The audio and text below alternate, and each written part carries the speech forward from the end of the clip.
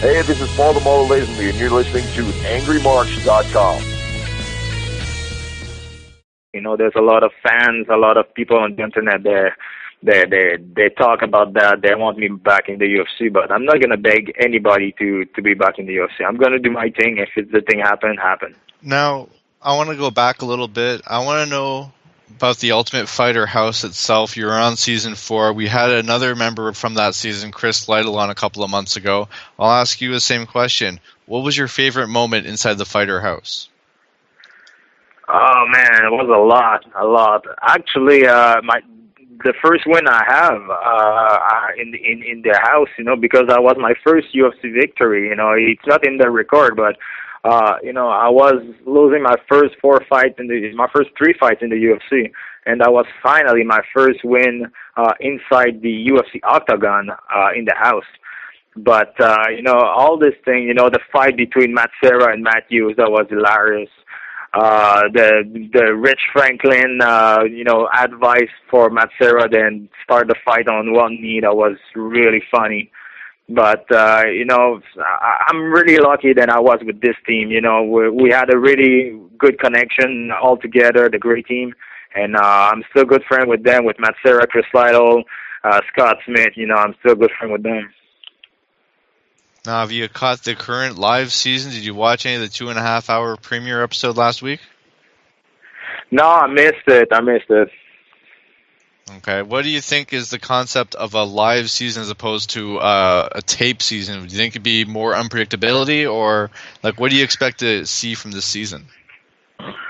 I think that every year the show is better and better, and the fighters are better and better. It's normal. The sport is so.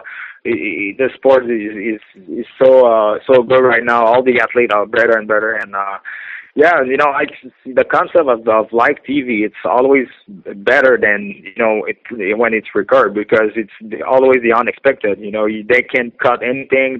You're gonna see the real thing, what happened in real time. So I think that was pretty good. Now, to switch gears, I always ask a random question here and there in the interviews, and I'm using this opportunity to ask you, if we borrowed your MP3 player right now and hit play, what would we hear? What music are you into? Right now, I don't know. Right now, I'm listening a lot of old punk, like NOFX, No Use for a Name, Bad Religion. I'm this mood right now. But I have a lot of any kind of music in my iPod right now. But right now I'm in the mood of the old punk rock, like the old Offspring, not the new one, but the old one. And it's like that now. Now, are you using that for your entrance music for your next fight, or is it something else? I don't know. Actually, I'm trying to find a really good song in Portuguese, because it's gonna be in Brazil. So I asked my coach. He's from Brazil, Fabio Holanda, the main coach of Brazilian Top Team Canada here. He's gonna come with me, and I asked him to find me a really good song in Portuguese.